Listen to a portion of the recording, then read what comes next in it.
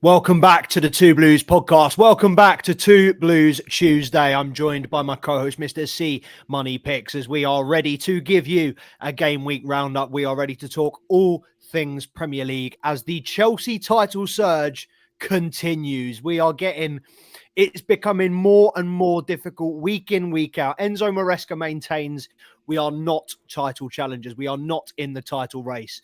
But Charms, from our perspective, man, it's getting very, very hard to deny this Chelsea team. I would agree. I would 100% agree. Do you believe me now?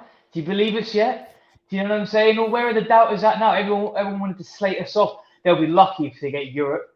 I mean, it's Crimbo. We're second place and got points to spare now because Arsenal have dropped points. So 2 points clear in second. I mean, I'm happy with it. I think that the team that we got it's showing a high level of football. I mean, week in, week out, I'm finding it difficult to hate the players I hate. And, I've only been growing more and more in love with the players that I love. I mean, Cole Palmer, I could sit here and talk for an entire hour about my love for Cole Palmer and what he's brought back into my football team. I mean, his Panenka against Spurs is arguably the best penalty I've ever seen taken in my life. I mean, the confidence, the calmness, the patience of everything. I don't know, man. It's just what I'm witnessing at the minute is the true beginning of a title surge. And I feel like that's what we're going to be discussing today. Are we really the underdogs, or are we just the best of the rest outside of Liverpool, who look like they're flying this season? Yeah, well, this is the thing, we were talking mathematically it's possible a couple of weeks ago, but, we weren't expecting to be, and, I know Liverpool haven't played, we weren't expecting to be 4 points off the top, leading the rest of the pack. And you look at this Chelsea fixture list, we haven't got to play a top half team until Manchester City on the 25th of January. And although there are a few, banana skins in there, Brentford, Everton, Fulham, Ipswich, Palace, Bournemouth, Wolves. I mean, you look at those games, we were talking about Aston Villa and Tottenham being the most difficult games in our run-in at the moment. I mean, I'd argue Brentford is a tougher game than Aston Villa and Tottenham right now. I'd argue Everton is going to be a tougher game for us, given our history with them, given how we've been with Everton and how we've struggled to beat them in the last couple of seasons, particularly. I mean, Everton and Brentford, tough games there, but how do you see that run? Obviously, a month and a half until we have to play City. Is this a case where Chelsea just cannot be dropping points? So just before jumping on the stream, I just had a quick check at every game Chelsea have got to play for the rest of the season. And the only game I see that will actually be some form of competitive, in my opinion, will be Brentford. I think that all the other teams we play, Ipswich should get drubbed. Everton, I don't think going to be a problem, even though they have looked all right in the last couple of weeks. I think we're just a little bit too much for them. Brentford is just one of them ones when they seem to play really well against teams that they should probably lose to, and then drop points against teams that they should probably beat. I mean, they're becoming a bit of a GCSE Spurs. So, I mean, that's the only logic I have behind why we could potentially drop points against Brentford. They like to put all their eggs in the bigger games, and right now we do look like a really hard team to try and beat. So, probably have a pretty good game plan against us. But once again, I don't think that we have many points that we can pretty much afford to drop till the end of the season. And I love that. I think we've got a really nice sort of schedule until then, until this January the 1st. So I'm really happy with it. And obviously January, that opens up the transfer window, which I don't know about us necessarily need to make a bunch of transfers, but I feel like a lot of teams are going to need to kind of get their inbounds going on. And if that is the case, it's going to take a little minute for them to figure that out, figure out the new team, kind of make the adjustments, when we don't need to do that. We're a very confident team with 40-odd players, all really, really high level, and we can make the adjustments with the team we have. So I feel like we've got the upper hand going into January, and I feel by the end of January, beginning of February, we'll still have the upper hand on a lot of the teams who are trying to refine their form. So I'm really looking forward. And as I said, I don't think that we can afford to drop points going the rest of the year if we are genuinely serious about competing for the title this season. Yeah, I think we've both eyed that Brentford fixture as the one to win, definitely before the end of this year. It was interesting. I was kind of making a couple of interesting points. It was kind of an internal dialogue I was just having with myself. And I was kind of thinking, it's very strange how much better Brentford look now that they've managed to get rid of Ivan Toney. We would have been I'm sure, on the same page that Ivan Toney's the best Brentford player last season. I know, Mbeumo, Wissa did kind of have their patches, but, Toney was always the guy at Brentford and he was always the one in the limelight. It does seem like they have improved. And obviously that Mbeumo-Wissa partnership, which you ridiculed in our pre-season predictions, has been proving everyone wrong, not just you, but Mbeumo and Wissa. Every time I look to take one of them out my fantasy team, I took Mbeumo out the fantasy team last week, goes and scores an absolute brilliant solo goal. They look like fantastic players. And I think this Thomas Frank Brentford side, and this is one of the reasons why I think Thomas Frank is destined for a big job, like Arsenal, like Man United. I think one of those two teams, or maybe Liverpool, he's kind of destined for, is I think they've got that perfect balance of professionalism and discipline and experience at the back, but also they love a chaotic game. And, that I think that's where they embrace the chaos like Spurs, like Chelsea, but they also have the discipline of a team like Arsenal when they want it to be. So I think Brentford's a little bit of an anomaly in kind of the middle of the table, because they're a very good manager. They've got some very good individuals. And I think it's a team that has maybe underperformed for a couple of seasons now. But given the state of the Premier League table, and this is something that I'm sure you've seen on Twitter, what do you think of the state of the Prem at the moment? Because looking at the Prem table, obviously you've got the top four. You've got Liverpool, Chelsea, Arsenal, Man City.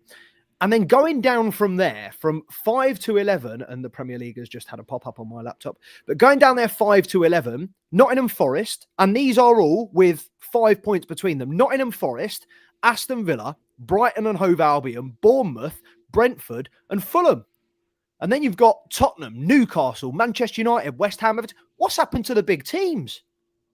Yeah, no, it's definitely speculative. I mean, there's a lot of pressure put on these teams, whether it's for, and normally for different reasons. I mean, with Man United, there's the established Manchester United side that, they can't go a season underperforming without being ridiculed. But then there's also the newer blood like Newcastle, which is, where is all of this money going? I thought you were supposed to be the big powerhouse team, and it just hasn't clicked on. So I think a lot of these quote unquote bigger teams are struggling to kind of hit their stride. But at the same time, let's look at a team like Nottingham Forest.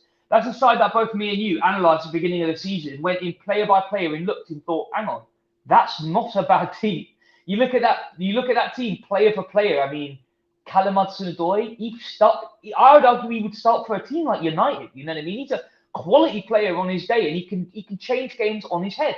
And you look all around that pitch. What, Alanga? I mean, he used to be at Manchester United. I mean, I think that they're not even get a game anymore, Alanga. That's what I mean, and he can't get in, and it's like it's insane. I look at a side like that, and you take everything into account, the last 10, 15 years of the Premier League, and you just assume that Manchester United should be the better team.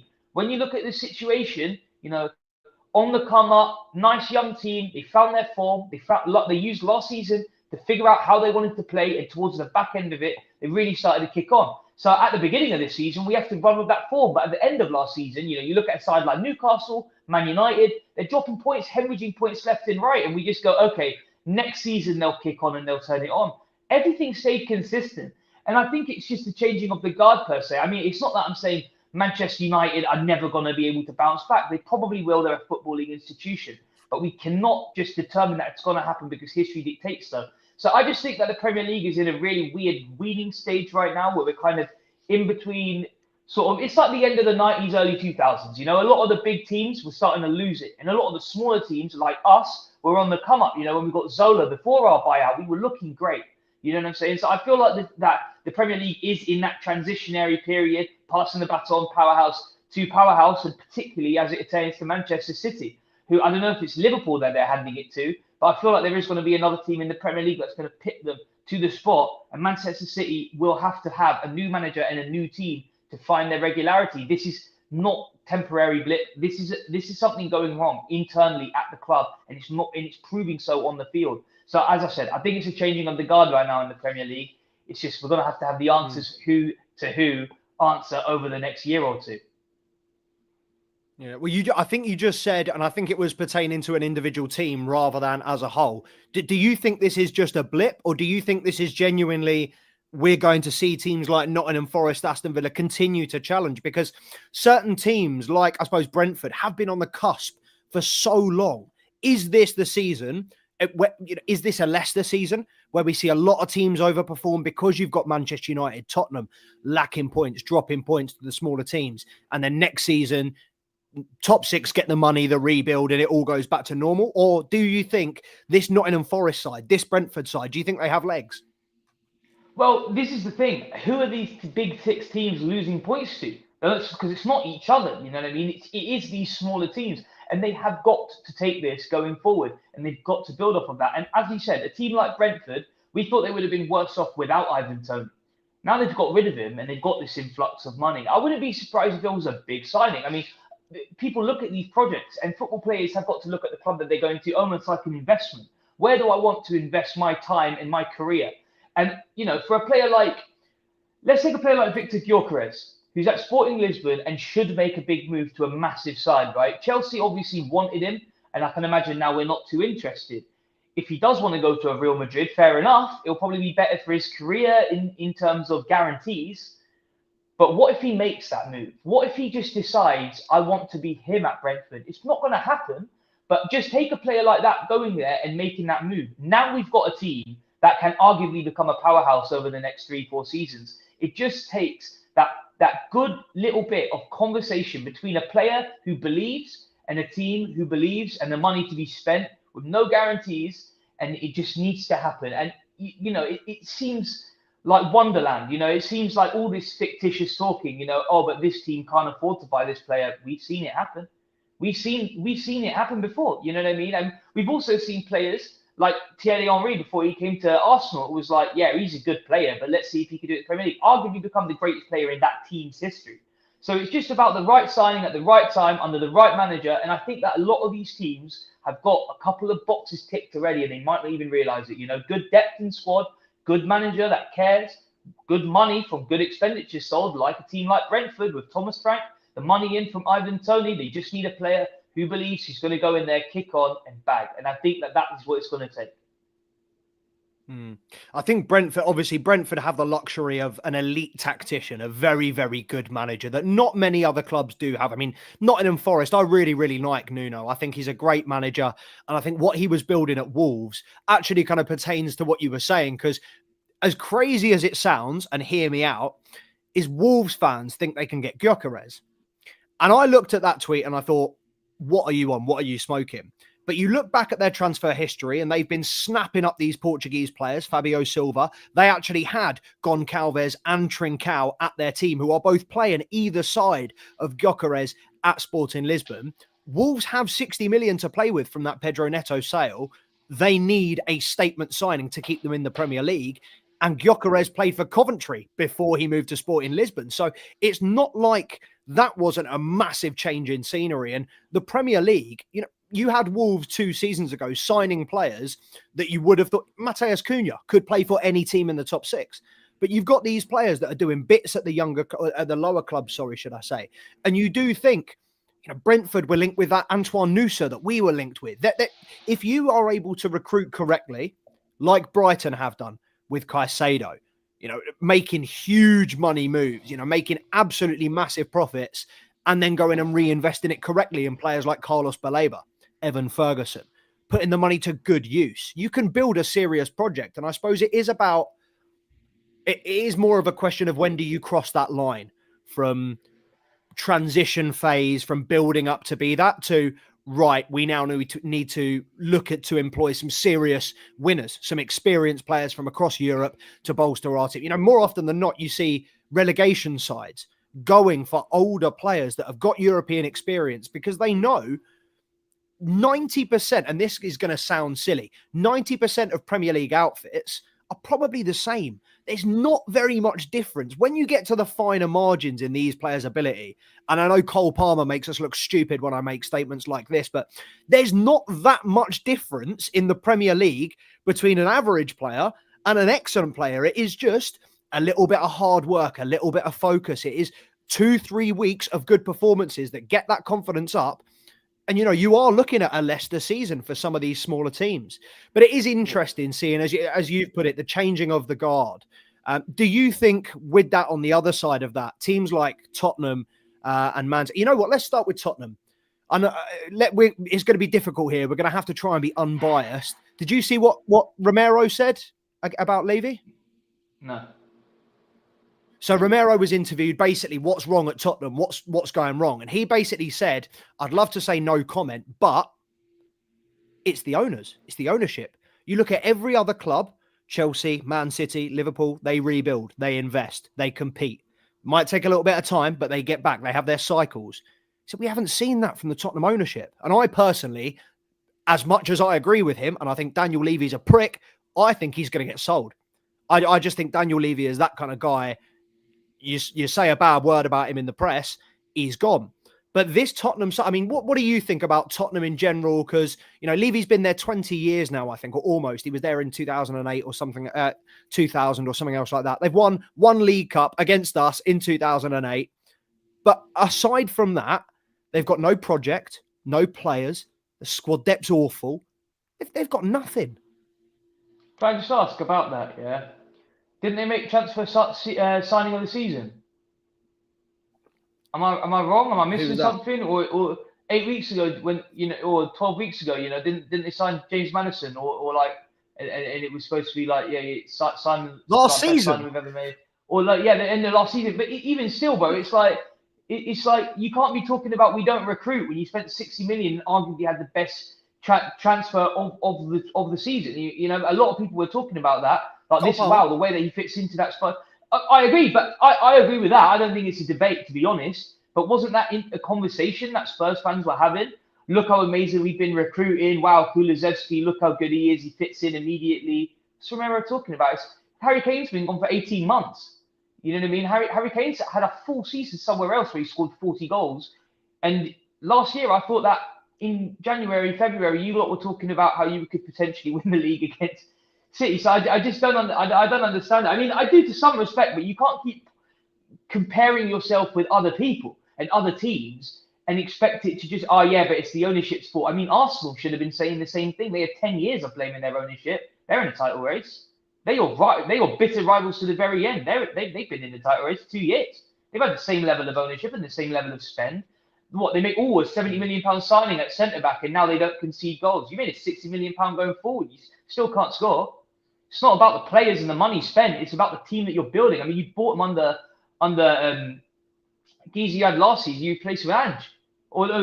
Sorry. A season ago before Ange comes in, and it's like, but just let him have a second. He's never not won something in his second season. If this was always going to be the winning season. Next season is what it's going to be about. Come here, and you got nothing about you. Owners has to be the owners. Can't be anything wrong. Can't be the fact that we go 2-0 up and then continue to play heavy press attacking football after being gifted 2 goals early on into a football match against a team on shit hot form.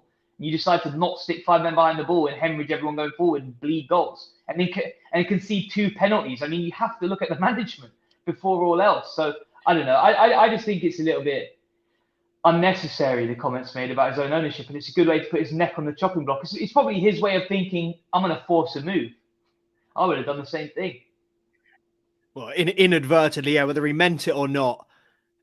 I personally can't see. I think he's going to be. Apparently, he's up for a contract renegotiation as well. So that is just absolutely. He's just cut his nose off. That is the definition of cutting your nose off to spite your face. But yeah, I mean, I sympathise with Tottenham fans to an extent, and this is being unbiased. This is being completely neutral because I have no sympathy for them. Could not care less about Tottenham as a club. But from a footballing perspective, I do have sympathy from that. I have sympathy for Liverpool fans for the way that FSG run the club and spend so frugally. You would have thought that this season, Onslaught, they would have invested heavily, brought in players to make that title charge. Turns out they didn't need to, and they're doing fantastically with what they've got. But you look at the squad depth of a Liverpool, of a Tottenham. I mean, would you be happy? You look at that Tottenham squad. Would you be happy if that was your team? And the only threat that you can bring off the bench is a washed Timo Werner that you bought from a rival 3 years ago. Like their bench stinks. Their team stinks. When you take Van der Ven and Romero out of that team, horrible. The fact they've got Fraser Forster as a backup goalkeeper and their first choice goalkeeper, as good as he might be, can't catch a fucking corner to save his life. Like, this is a team that has revolved around Son and Kane for a decade. And it's like they just do not know what to do. And yes, Maddison was a great signing. I think Solanke was a fairly good signing as well this season. Yeah. But it's the other signings. It's Odebear. It's Archie Gray. It's Jed Spence that hasn't been given an opportunity. And that one is down to the manager, 110%. I think he keeps playing Porro, Udogie. And I think the style 100% doesn't work. Onge will never succeed at a top side if he continues to play this gun-ho, this feel-good, happy-go-lucky football. Just won't work. People will play a low block, people will find you out. Just won't work. But conversely to that, and again, it's going to be very difficult to stay objective and stay unbiased here. What do you think of this Arsenal project and this Arsenal side, particularly this season? Because I think this is the most miserable football I have ever seen. I used to sit through Stoke and West Brom games more interesting than this Arsenal side. Because at least they admit they're boring. I mean, I feel like Arsenal put on this pretty face like they're just like really like, you know, score off of every corner, very aggressive. You know, they got really dynamic wingers, Saka. Like, but then you watch it and it's not that. Their biggest goal threat is just corners. You know, it's not like they've got the best corners. They've only got corners. You know, they've only got the fact that they've got very brutish centre-backs who can win aerial battles. And it almost feels like they play for it sometimes. I mean, you look at some of the shots they take, it's like they want it to go out. You know what I mean? It's like, and I don't know. I think that, as you said, it can be a hard watch. It's still, you know, I think you're being relatively harsh. I feel like it can be fun and exciting at times, particularly when it's in a big game against another big six side. But it's when you're watching them against like a Fulham, you know what I mean? And you're just like, you've got way more about you than these. Why do you look so shy? You know what I mean? You very clearly have got the quality edge. Why aren't you trying to beat them down and bruise their defenders and just try and gun at them? And then you look at the side that they have and you look at all of their attacking players and you just think, where's Nicholas Jackson? You know what I mean? Where's your Diego Costa? Where's your centre forward that wants to score a goal and is not going to need it to be set up right in front of it, because that's not going to be Havertz. And, you know, Havertz had a great season with us with some respect. I never saw him once chasing at a goalkeeper or chasing behind centre-backs. He just wants to take it down and hit it and take a turn and look cute doing it. And I think that, as you said, there's only so much that's going to work, and it's going to take until you get found out. And I feel like that's starting to happen with Arsenal. I mean, the way that Arsenal and Liverpool play on paper is relatively similar, but the execution of the way that they do it. I mean, Arsenal, if they had a player like Mo Salah, or if Saka was the player that Arsenal fans think he is, they should be scoring way more goals than the teams that they're playing against. But it feels like you could put a very solid bet on the under almost every single time that you see Arsenal, because if it's, you know, they got a solid defense, but if they go one goal down, that's when they're going to start playing some form of how do I put this? You know, and take one to give one style football. They'll leave a hole in order to expose a hole. But right now they're so focused on not wanting to score a goal, on not wanting to concede a goal, that in turn they're just not wanting to score a goal. I mean, I thought that the first 15 minutes against Fulham, or the first 13 minutes against Fulham, was like a sedative. You know what I mean? There was nothing happening. I mean, if you need to go to sleep, just watch the full extended match, 90 minutes, and I promise you by 20 you'll be in bed. It's insane. I mean, it takes them to need it to have it. And that's been something that, you know, that's been something that we've seen with Chelsea over the last 2-3 seasons. We only really kick on when we need it. And, you know, it's a painful watch. And now it's the opposite way round, where we're able to go 1-0 up or 2-0 up and then not be a Spurs and gun for 3 or 4, but play a low block and then still have the potential to score goals. We just don't need to. That's why we leave games 3-4-0 sometimes, because we put 2 back, we let them get heady, and then we put 2 more in right at the end. We sit back and we look great doing it. And I think that's a lot of teams have lost that flow, you know, particularly teams like Arsenal and sadly a team like Man City, who have looked like a powerhouse. They just kick on too late now, in my opinion. And obviously with the injuries everywhere, going back onto the Spurs thing, I think Spurs are not helped by the fact that they have got injuries left and right. They've got one fit centre-back at the club and a backup goalkeeper. And that is definitely hurting them. And we felt that. Chelsea definitely. That's because their manager's got them doing fucking 40-yard sprints back from the halfway line every game. Training the day before. Yeah, exactly. The day before a big game. It's stupid, man. It's stupid. Yeah. But Arsenal, I mean, to put it into wider context, look, this Enzo Maresca team, Enzo Maresca's been manager for 3 months now. And we have seen a world of improvement, a complete transformation of this Chelsea team. Arteta has been manager of Arsenal for 5 seasons. He has a net, not a net spend. He's got a total spend of nearly £700 million, which is not far off us when you take into account the players we've sold, which is 10 times what Arsenal have sold. We probably have similar net spends. So you look at this Arsenal side, if you were an Arsenal fan 5 years into this Arteta project, do you not think they're regressing year on year? I think, number one, the recruitment fucking stinks. I've said about Arsenal for years, they will never win the league until they get a 20-goal-a-season striker. They told me they did it with Jesus, and then they told me they did it with Havertz, and both times I said, congratulations, chat to me again in 38 weeks. Both times, as Amir says, they have bottled the title. And you've got this, and I genuinely feel like Arsenal is a cult. And I feel like Arteta has brainwashed them. I don't know if you saw the post-match interview that he did, that Arsenal tweeted about Fulham. And he said, nobody else has done what we did against these guys here this season. Wolves beat Fulham 4-1 at Fulham 2 weeks ago. The guy is genuinely deluded, like genuinely skunked in the head. And these Arsenal fans are right there with him. And I just feel like anybody that looks at this Arsenal project 5 years in, the fact that they've given him a 3-year contract extension and he hasn't won anything. He's won 1 FA Cup. And to look at this Arsenal side, I suppose my overarching point is the Arsenal side that we grew up with 20 years ago. Pires, Henry, Ljungberg, Reyes, Vieira. It was Bergkamp. It was football heritage. It was pure football.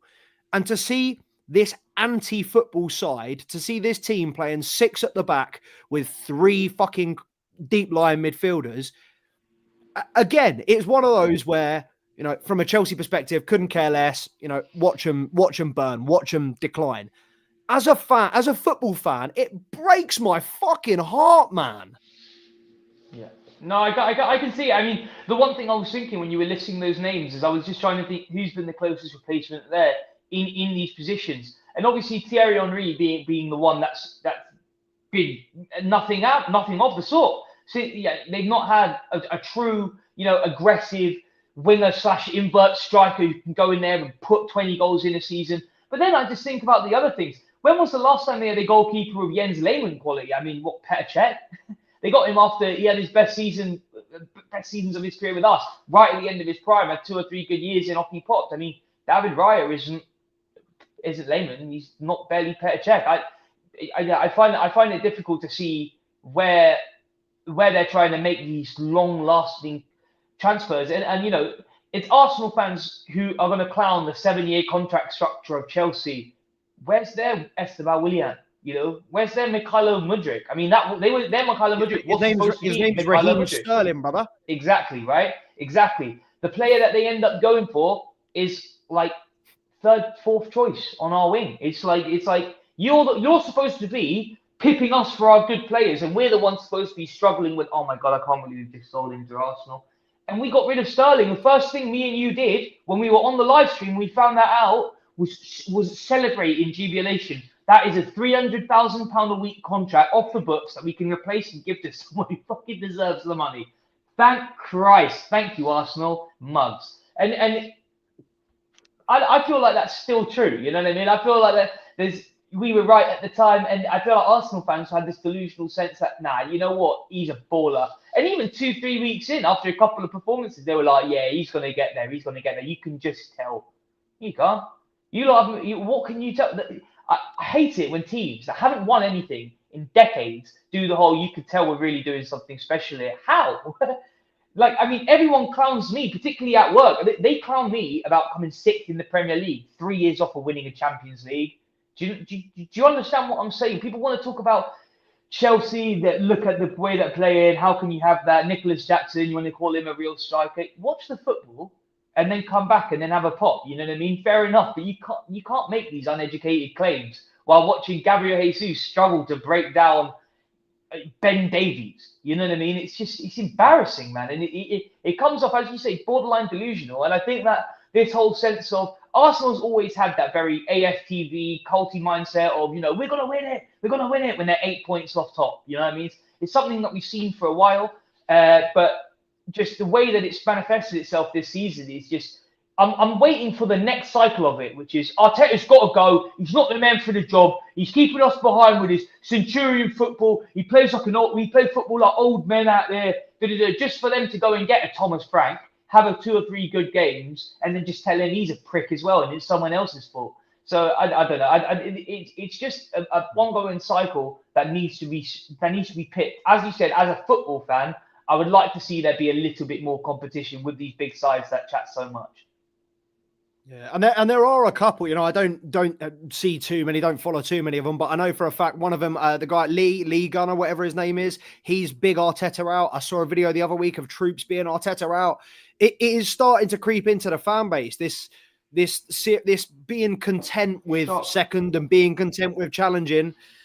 It won't last. And I suppose, I mean, I'm glad that we're very much aligned, but it's one of those where I just and I was sitting there thinking earlier today, and it is difficult to get yourself in that objective, unbiased mindset. But I was sitting there with a fucking blank piece of paper going, what have they, over the last 5 years, aside from corners, which the majority of their corner routines, 70, 80% of their corner routines, rely on one of their players undoing the goalkeeper's gloves and then crowding them out. So illegal corner routines.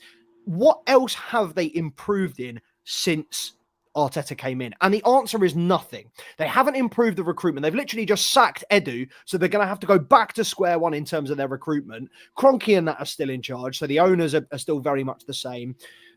Yeah, I just personally think, and it's funny seeing quotes from Arsene Wenger come out, this is anti-football, this is not real. If you're playing for corners, that's not it.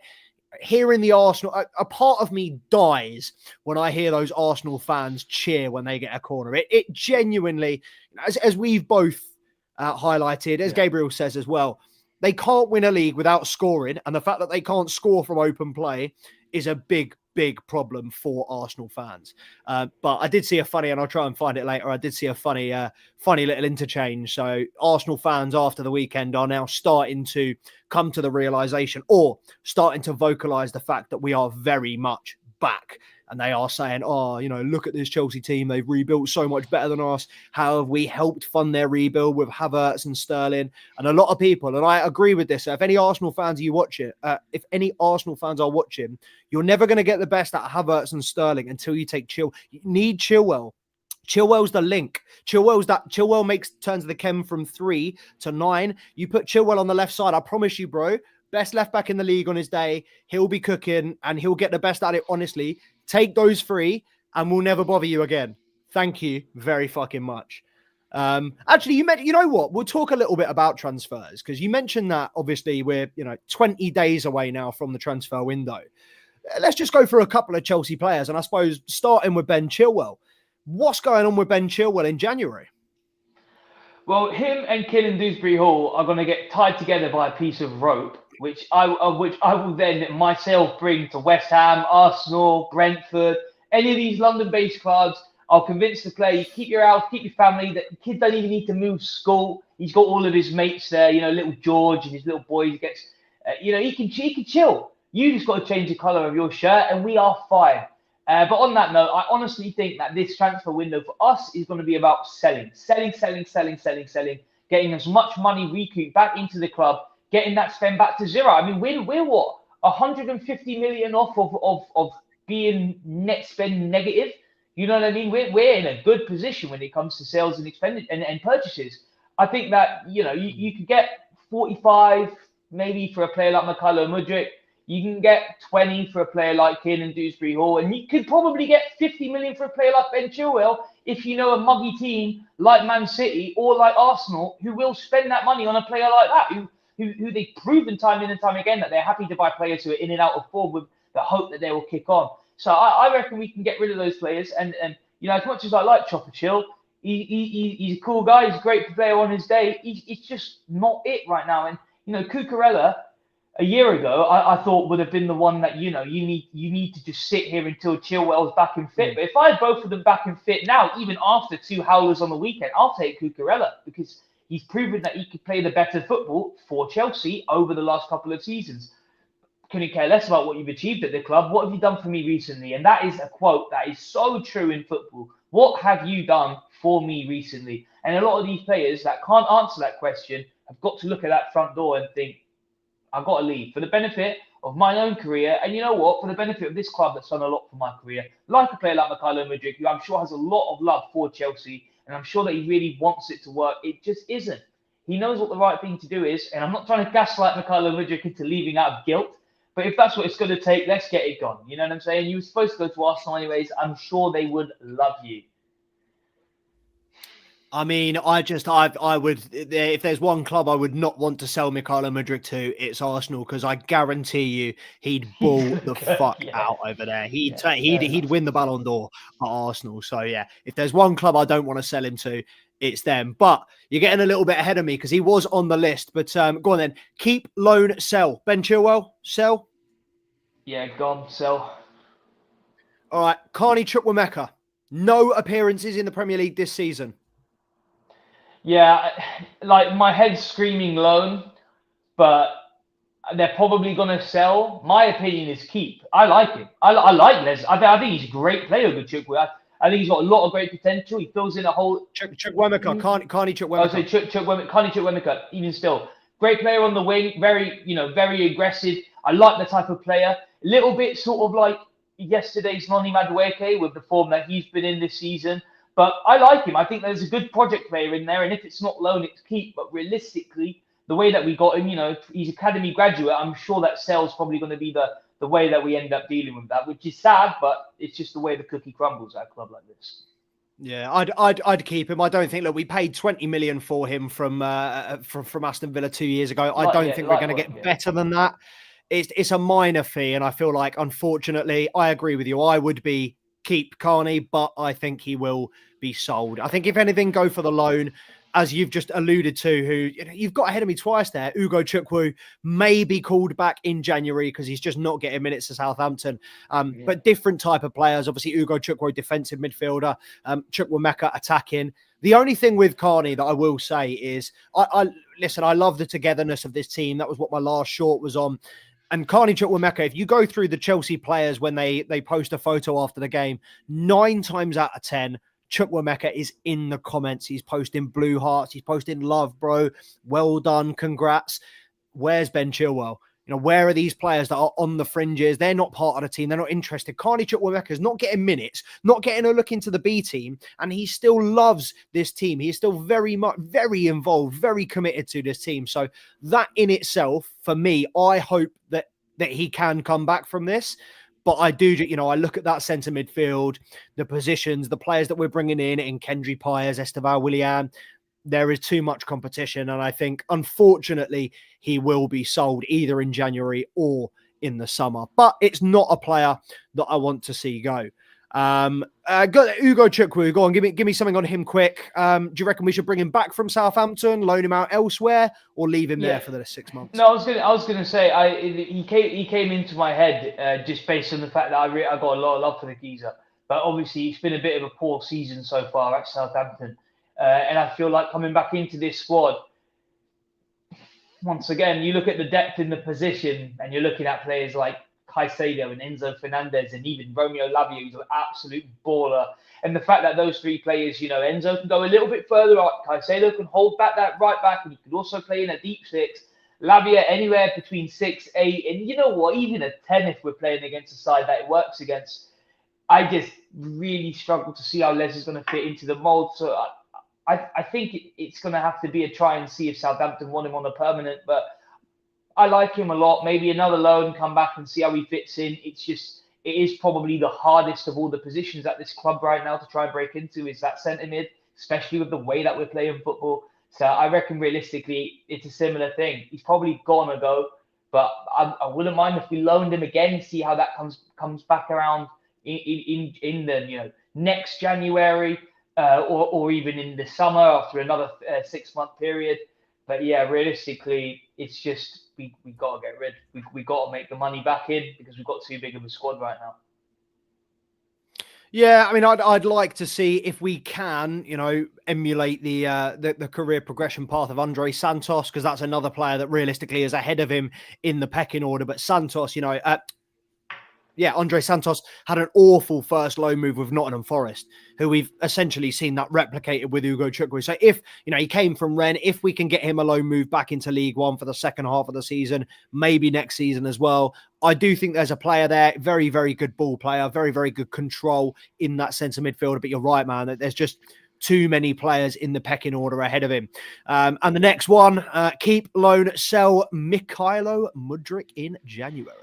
Yeah, you know where I'm going with this, brother. I think we need to sell and cash in, bro. I think I've said it for a few months now, man. I think we need to look at the 50, 60 million pound figure and we need to snap it up. You look at a net loss, I don't care. We've made so many positives with, the fact that we got him in was a good thing. He played well when we needed him to. I think that I probably watched his best every game that he played for us at Crystal Palace. Goal and assist, looked great, looked world class. And just since then, just a couple of good performances here and there. But, you look around and since we got in Pedro Neto, say Jadon Sancho, the way I put it, the goal that Jadon Sancho scored against Spurs was exactly the spark that Chelsea needed to make us go, we can fucking drop these lot.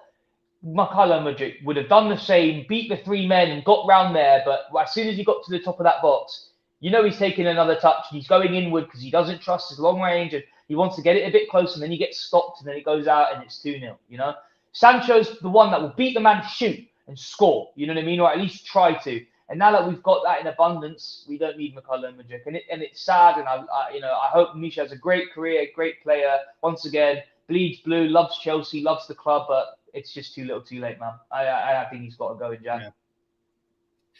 It's a head scratcher. I mean, I personally, I think with the Conference League and the fact that he's got a few goals in there and assists, he's getting his confidence up there. I'd keep him at least till the end of the season, let him kind of see if he can bring that price tag up, give him a few minutes. And obviously, he is ill at the moment, coming off the back of two brilliant goals against Heidenheim and no, not Panathinaikos, Noah, in back-to-back games where he has scored and assisted. He's starting to get a little run of form and confidence. And that's where we saw him succeed under Pochettino, was when he got the games. But it was just so few and far between that he got that opportunity that we never really saw him. But it does feel like it's heading that way. Look, he's shown us glimpses of class, glimpses of quality, but he's never really reached that potential. And it does feel like we are getting to that point. It's been, the Chelsea fan base has been split on Mudryk for a while. It does feel like we are getting to that point. It is now or never. You are really going to have to do something, seriously lead us to this Conference League title, or we're going to have to kind of look for a suitor and look to cash in the summer, particularly like you said, if we do make that Jadon Sancho move permanent, which for 25 million, we will. I imagine we would. Last midfielder, Cesare Cachade. What do you think we should do with him? Again, no appearances in the Premier League this season. Keep, loan, or sell in January?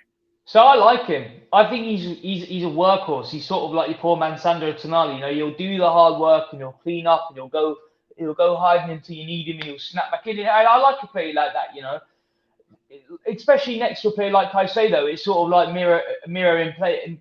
And I do like Cesare Cachade, and I really hope that he gets more time and minutes. That's one I would keep. That is a project player, I think, that can come good. And I think that even if he does come good, you have to look at players who, as you said, are going to be able to play in the Conference League, but at the same time play in cup fixtures, come off of a rotation. Say we get an injury, someone reliable that can come in mid-game in the 50th minute, the 12th minute, the 70th minute, and know his assignment. And I like the sort of football scholar aspect of Cesare Cachade's game, and I feel like we can use that to our benefit. So that's probably one I would keep, which is surprising because he's got loan written all over it. Loan him out, see if he comes good at a different club where he gets a bit more time, and then bring him in and integrate him. But I don't see him as a long-term starter. I see him as that sort of Oriol Romeu. You sub him on when you need him, and he gets the job done to finish a game off. And we need players like that. So I think for the minute, Cesare Cachade is a good player to keep in and build on to be that necessary rotation player. He's a keep for me. Nice. And there are a couple of strikers I could mention, but we'll just finish on the one. Mark Gue, bought in from Barcelona, 6 mil in the summer. What do you think about Mark Gue? He's got 1 goal, if I'm not mistaken, in the Conference League. We all love his work rate, but has he done enough to stay in this Chelsea team, or does he need a loan move? If he learns how to finish his dinner, then I would probably say keep. But I think he's got to be on loan for a minute, man. I mean, at 6 million, there's definitely future incentive to sell, just for the fact that we can make a very tidy profit off of him. I think he would work well for a team like, West Ham or a team like that, where he can be a little bit more, once he gets a bit older, because he's very young, 19. Once he gets a little bit older, a side like that can use him as a bit of a focal point where he can be once again, a poor man's Joao Felix, being like nice and technical, slow with the ball going forward, but still be dangerous on the dribble. I think we got a loan, but I think that give it a season or two, it's probably a sell, mate. Roger, fair enough. No, I can't say I disagree with too many of those. Mudryk, I'd be inclined to see if we can squeeze a little bit more out of him. But apart from that, I'm pretty much bang on with you. And yeah, maybe we should run through the entire squad, not tonight, because we've already pretty much exhausted this episode, but maybe before or when we're in the transfer window over the Christmas period, when we got a little bit more time, we'll see if we can do a keep, loan, sell episode for the Chelsea fans out there. But yeah, man, rounding up the game week. Obviously, Chelsea back in second. Liverpool didn't really play. Liverpool winning tonight against Girona. I've just checked that. How are you feeling about us going into Christmas? I mean, it seems like a silly question, because I don't really feel like there's any Chelsea fan that's focused on any element of negativity right now. I feel like we are just very much enjoying the moment. And while there's a lot going on with other clubs, with PGMOL, David Coote being sacked today, it seems like Chelsea, we're just quietly avoiding, quietly just doing our thing, just ignoring and succeeding. Yeah, and I think that, and I've said this since I was in Italy and we got that hat trick. Noni Madueke scored that hat trick. I feel like we're really, really, really, really, really presently here, and I love the fact that the team don't seem to think so, because they're not carrying that weight of expectation, that weight of pressure, and that necessary need to win games, which is, I feel, what has got into Man City's head. They need to win these games. How have you not lost that game? How have you lost 4-0 to Spurs? Then that trickles into the next game when you go up and you're 2-0 up, and then the game ends and it's 3-2 and you've lost. And it's what's happened. I mean, you're 3-0 up in the 70th minute against a team that you should beat, and you just managed to find every way to concede. And that all comes from up here. And Chelsea don't have that right now. We don't have that baggage in their weight of expectation. And obviously, to anyone who knows football, we are obviously title contenders right now. It's not a question of opinion. It's just fact based on how the sport and the points and how everything runs. If Liverpool lose with 2 games involving one that in place, if they lose their next game, we just need to beat them. And there's a 1-point difference in the rest of the season. And they're supposed to be in shit hot form, and we're supposed to be in a real rebuild. I love the fact that we're not focusing on that. And I think we need to keep that mentality until February or March. And then we're 1 point, 2 points away from the top. And then we can start getting worried and having a little bit of cagey football about us. Because sometimes it's needed to not be so relaxed. I can't imagine we'd be 1 point off the title, last game of the season, playing fun, free-flow football. Everyone, Palmer, go Panenka, your goalkeeper. Nah, man, that's top left every time. I don't care if we're 3-0 up. It's top left, just to make sure. And that's the mentality that I want for my club, and I feel like that is what we're seeing now. And I'm just enjoying the moment, as you said, but I'm probably a little bit more. I now am carrying that weight of expectation. I do want to leave this season with something, and it will be the Europa Conference. We will win the Conference League. I do not see a world in which we don't. I hope that we do it with a domestic title, even if that's not the Premier League. I hope we prove our point somewhere in England this season. Yeah, I mean, it's we're in the FA, we're out the Carabao Cup, but we are in the FA Cup. We've obviously got Morecambe in the 3rd round. Fingers crossed, it should be a couple of easy early rounds. But yeah, you'd like to think at a bare minimum, Chelsea are finishing this season with 1 trophy and Champions League qualification in the league. That is, but yeah, you're right. It's a bare minimum at this point. It is a minimum expectation, and as much as Enzo Maresca it's like I said, first thing that we said in the video, there's only so many times that Enzo Maresca can say we're not title challengers, because people are, it's like I put out my short on Sunday and said, I'm calling your bluff. We are very much in the race. And if this next 7-8 games goes the way that we hope, I was going to say goes the way that we think it will, goes the ways that we hope it will, Chelsea will be within touching distance of the title. And yes, we are due a dip. Do not get it twisted. When Chelsea lose 4 games on the bounce, we predict it. We know it's coming. We are not predicting Chelsea to win 21 games out of 21 in the Premier League. There will be some horrible performances between now and the end of the season. But up until now, it's like I say to a lot of people a lot of times, for the last 48 months, we've been living in pure misery. We have just been not enjoying the football. Literally how this podcast was born was me jumping on here and going, you know what? If I'm going to be sitting here watching Chelsea get fucking battered every single week, I might as well get on the internet and whinge about it. That's how this podcast was born.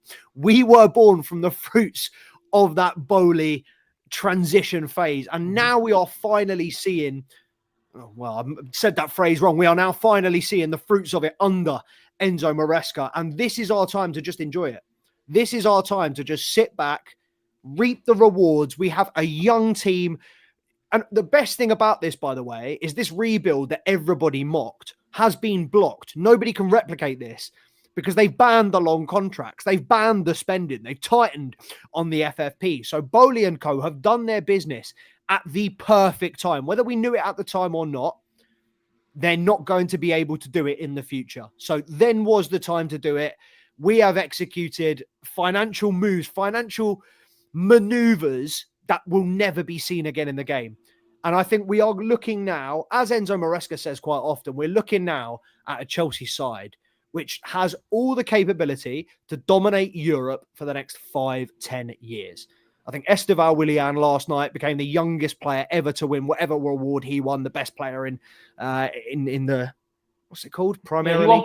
He won it for the Brasileiros award, best Brazilian player in the league. He's the youngest player ever done it, 19 years old. Outshine players that have been in that league, scoring 20 plus goals and in their mid-30s, in their prime. So it's just incredible to see that.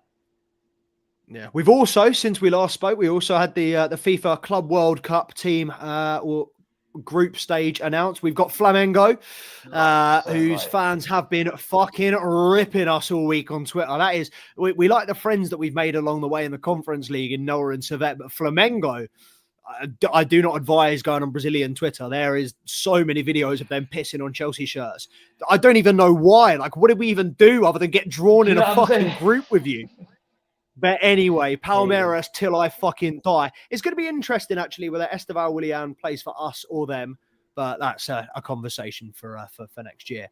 But yeah, man, 10th of December. We got 20 days until the transfer window. So plenty of content to squeeze in before then. C-Money, are you working on Thursday? Yes, unfortunately, sir. What time? Chelsea at 3:30? Kazakhstan? I start at 4, yeah. Get on a pre-match. All right, well, we'll get you in for the preview then. I've taken a half day off work, so I'm going to be in the fucking boozer, half one, getting on it. Right, yeah, we'll do a live stream, live match preview for you guys of Chelsea versus Astana. I tried to go, right, and let me just get, so Chelsea tickets, for the first time this season, Chelsea away tickets have been available. They were 30-odd fucking quid a ticket. 600 quid return flight to Kazakhstan. It's fucking -8 degrees, and it was a 14-hour flight with a layover. I'm fucking going Kazakhstan on a Thursday, taking 2 days out of work for 600 quid. EasyJet, man. Wizz Air. Fix yourselves up, man. Any Chelsea fan going to the fucking game on Thursday, I commend you. I do not endorse match vlogs, but you know what? Anybody going to Kazakhstan in -8, I want to see a match vlog, man. Send it in the comments. But yeah, man, I appreciate every single person that's joined us. Make sure to like, comment, subscribe to the channel. We're going to have another episode of Chopping It Up with Charms this Friday, dropping after Chelsea's game against the Astana. But that is the focus now. Thursday, as I say to you every single time, guys, when there's a Chelsea game on, get on this channel an hour before, get on this channel at the final whistle. We will have live match previews, live match reactions, and potentially even live match watch-alongs for you. So, guys, you know what it is. It's been Mr. C Money. Second Two Blues Tuesday. We're getting it, man. The regular event is being penciled in slowly but surely. Appreciate you joining my broski. Appreciate everybody tuning in. And yeah, you know what it is. You'll see us again very, very soon. Did the outro before.